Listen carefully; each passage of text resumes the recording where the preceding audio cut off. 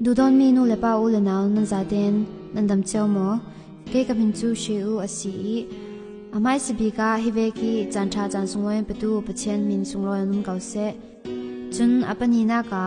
hemi charity for Myanmar ranga la sak thai ding in chanin petu poi para kalunga oi amai sibi ki tha ka sak ding mi chu boi pan he na ka sim ding timi siding i